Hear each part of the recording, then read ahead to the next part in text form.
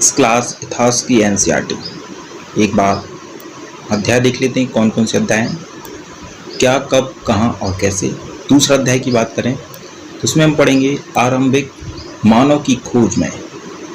अगर हम वहीं तीसरे अध्याय की बात करें तो इसमें पढ़ेंगे भोजन संग्रह से उत्पादन तक। चौथा अध्याय रहेगा हमारा आरंभिक नगर। पांचवा रहेगा क्या बताती हैं हमें किताबें और कब्रें।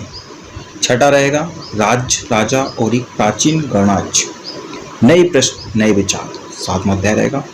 आठवां रहेगा हमारा अशोक एक अनोखा सम्राट जिसने युद्ध का त्याग किया। क्यों किया जानेंगे इस अध्याय में। 9 पढ़ेंगे हम खुशहाल गांव और समृद्ध शहर। 10वां हमारा जो अध्याय रहेगा वो टोटली बेस्ड रहेगा हमारा व्यापारी, राजा और तीर्थयात्री। बाहर से कौन कौन लोग आए और उनके पास कौन कौन से एविडेंस हैं जिससे ये साबित होता है कि भारत में नए नए परिवर्तन आए। उसके बाद 11 चैप्टर नए साम्राज्य और राज्य। 12 चैप्टर रहेगा हमारा इमारतें, चित्र और किताबें। तो चलिए अध्याय हमारा आप देख सकते हैं क्या, कब और कैसे। रसीदा का एक सवाल आया है कि रसीदा बैठी अखबार पढ़ रही थी, अचानक उसकी निगाह एक सुर्खी पर पड़ी। 100 साल पहले वह सोचने लगी कि यह कोई कैसे जान सकता है कि इतने वर्षों पहले क्या हुआ था। तो चलिए रसीदा के सवालों का जवाब देते हैं। कैसे पता लगाएं? यह जानने के लिए कि कल क्या हुआ था आप रेडियो सुन सकते हो, टेलीविजन देख सकते हो या फिर अखबार पढ़ सकते हो। साथ ही यह जानने के लिए कि पिछले साल क्या हुआ था तुम किसी ऐसे व्यक्ति से बात कर सकते हो जिसे उस समय की स्मृति हो, लेकिन बहुत पहले क्या हुआ था यह कैसे जाना जा सकता है। अतीत के बारे में हम क्या जान सकते हैं? अतीत के बारे में हम बहुत कुछ जानना चाहते हैं, जैसे लोग क्या खाते थे, कैसे कपड़े पहनते थे, किस तरह के घरों में रहते थे। हम अखेटकों, शिकारियों, पशुपालकों, कृषकों, शासकों, व्यापारियों, पुरोहितों, शिल्पकारों, कलाकारों, संगीतकारों या फिर वैज्ञानिकों के जीवन के बारे में जानकारियां हासिल कर सकते हैं। यही नहीं, हम यह भी पता कर सकते हैं कि उस समय बच्चे कौन कौन से खेल खेलते थे, कौन सी कहानियां सुना करते थे, कौन से नाटक देखा करते थे या फिर कौन कौन से गीत गाते थे। लोग कहाँ रहते थे। मानचित्र जो कि पृष्ठ क्रमांक 2 पर है वो दर्शाता है कि नर्मदा नदी का यहाँ पे नर्मदा नदी दी गई है। कई लाख वर्ष पहले लोग इस नदी के तट पर रह रहे हैं।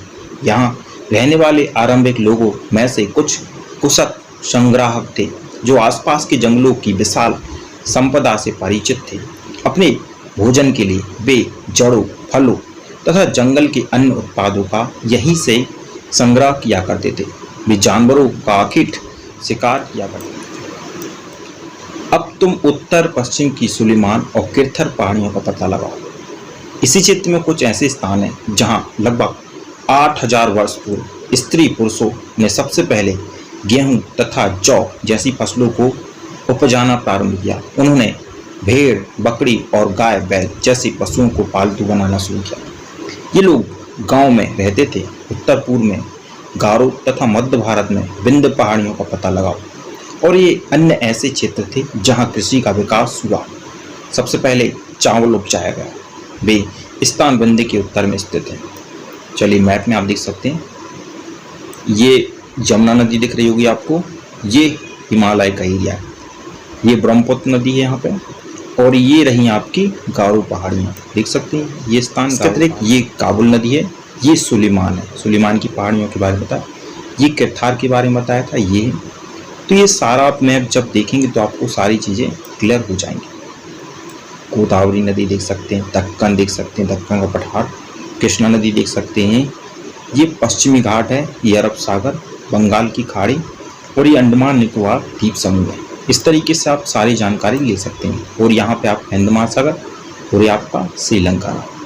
इस मैप के द्वारा आप सारी जानकारी हासिल कर सकते हैं कि क्या क्या कहाँ पे। मानचित्र पर सिंधु तथा इसकी सहायक नदियों का पता लगाने का प्रयास करें। अब सहायक नदियाँ किन्हें कहते हैं? तो जो एक बड़ी नदी में मिल जाती है उसे हम सहायक नदी कहते हैं। लगभग 4700 वर्ष पूर्व इन्हीं नदियों के किनारे कुछ आरंभिक नगर फले फूले। गंगा व इसकी सहायक नदियों के किनारे तथा समुद्र तटवर्ती इलाकों में नगरों का विकास लगभग 2500 वर्ष पूरा हुआ। ये आपको थोड़ा याद रखना पड़ेगा कि 2500 वर्ष पूर्व नगरों का विकास। अब लोगों ने सदैव उपमहाद्वीप के एक हिस्से में दूसरे हिस्से तक यात्रा की, मतलब एक हिस्से से वो दूसरे हिस्से में जाया करते थे। कभी कभी हिमालय जैसे जो ऊंचे पर्वत हुआ करते थे, पहाड़ियाँ हुआ करती थी, रेगिस्तान हुआ करते थे, जो नदियाँ होती थी। इसके कारण क्या होते थे कि जो यात्री रहते थे उन्हें काफ़ी जोखिम उठाना पड़ता था। फिर भी वे यात्रा करते थे और उसको पार कर जाते थे। कभी लोग काम की तलाश में भी यहाँ वहाँ जाया करते थे। कभी कभी सेनाएं दूसरे क्षेत्रों पर विजय हासिल करने के लिए जाती थी। इसके अतिरिक्त व्यापारी कभी कभी काफिलों में भी कभी जहाज़ों में अपने साथ मूल्यवान वस्तुएं लेकर एक स्थान से दूसरे स्थान पर जाते रहते थे। धार्मिक गुरु लोगों को शिक्षा और सलाह देते हुए एक गांव से दूसरे गांव तथा कस्बे से दूसरे कस्बे जाया करते थे। कुछ लोग नए और रोचक स्थानों को खोजने की चाह में उत्सुकतावश किया। आज लोग यात्राएं क्यों करते हैं? एक बार फिर से मानचित्र को देखें तो यहाँ पर पहाड़ियाँ, पर्वत, समुद्र उपमहाद्वीप की प्राकृतिक सीमा का निर्माण करते हैं। हालांकि लोगों के लिए इन सीमाओं को पार करना आसान नहीं था। जिन्होंने ऐसा चाहा वे ऐसा कर सके। वे पर्वतों की ऊंचाई को छू सके तथा गहरे समुद्रों को पार कर सके। उपमहाद्वीप के बाहर से भी कुछ लोग यहाँ आए और यहीं बस गए। लोगों को इस आवागमन ने हमारी सांस्कृतिक परंपराओं को समृद्ध कई सौ वर्षों से लोग पत्थर को तराशते, संगीत रचते और यहाँ तक भोजन बनाने की नई तरीकों के बारे में एक दूसरे के विचारों को अपनाते। देश के नाम अपने देश के लिए हम प्रायः इंडिया तथा भारत जैसे नामों का उपयोग करते हैं। इंडिया शब्द इंडस से निकला है, जिसे संस्कृत में सिंधु कहा जाता है। एटलस में ईरान और यूनान का पता 2500 वर्ष पूर्व उत्तर पश्चिम की ओर से आने वाली यूनानियों ने सिंधु को इंदुस अथवा इंदोस और इस नदी के पूर्व में स्थित भूमि प्रदेश को इंडिया नाम दिया। भारत का प्रयोग उत्तर पश्चिम में रहने वाले लोगों को एक समूह के लिए किया जाता है। इस समूह का उल्लेख संस्कृत की आरंभिक लगभग 3500 वर्ष पुरानी कृति ऋग्वेद में भी मिलता है। बाद में इसका प्रयोग देश के लिए जानते हैं। तार पत्तों से बनी पांडुलिपि का एक पृष्ठ। यह पांडुलिपि लगभग 1000 वर्ष पहले लिखी गई थी। किताब बनाने के लिए तार के पत्रों को काटकर उनके अलग अलग हिस्से को एक साथ बांध दिया जाता था। बुर्ज पेड़ की छाल से बनी ऐसी ही पांडुलिपि तुम यहाँ पर पृष्ठ पर देख सकते। यह है पांडुलिपि। ठीक है, चलिए अतीत के बारे में हम कैसे जानें? तो अतीत की जानकारी हम कई तरीके से प्राप्त कर सकते हैं। एक तरीका अतीत में लिखी गई पुस्तकों को ढूंढना है और पढ़ना है। ये पुस्तकें हाथ से लिखी होने के कारण पांडुलिपि कही जाती हैं। अंग्रेजी में पांडुलिपि के लिए प्रयुक्त होने वाला शब्द मैन्यूस्क्रिप्ट है, जो कि लैटिन शब्द मैन्यू है, जिसका अर्थ होता है हाथ से निकला। ये पांडुलिपियाँ प्रायः तारपत्रों, हिमालय क्षेत्र में उगने वाले भुर्ज नामक पेड़ की छाल से विशेष तरीके से तैयार भोजपत्र पर लिखी। इतने वर्षों में इनमें से कई पांडुलिपियाँ को कीड़ों ने खा लिया और कुछ नष्ट कर दी गई। फिर भी ऐसी कई पांडुलिपियाँ आज भी उपलब्ध हैं, जो प्रायः ये पांडुलिपियाँ मंदिरों और बिहारों में प्राप्त होती हैं। इन पुस्तकों में धार्मिक मान्यताओं, व्यवहारों, राजाओं के जीवन, औषधियों तथा विज्ञान आदि सभी प्रकार के विषयों की चर्चा मिलती है। इनके अतिरिक्त हमारे यहाँ महाकाव्य, कविताएं तथा नाटक भी हैं। इनमें से कई संस्कृत में लिखे हुए मिलते हैं, जबकि और तमिल में। प्राकृतिक भाषा का प्रयोग आम लोग किया करते हैं। हम अभिलेखों का भी अध्ययन करते हैं। ऐसे लेख पत्थर अथवा धातु जैसे अपेक्षाकृत कठोर सतहों पर उत्कीर्ण किए मिलते हैं। कभी कभी शासक अथवा अन्य लोग अपने आदेशों को इस तरह उत्कीर्ण करवाते थे ताकि लोग उन्हें देख सकें, पढ़ सकें तथा उनका पालन कर सकें।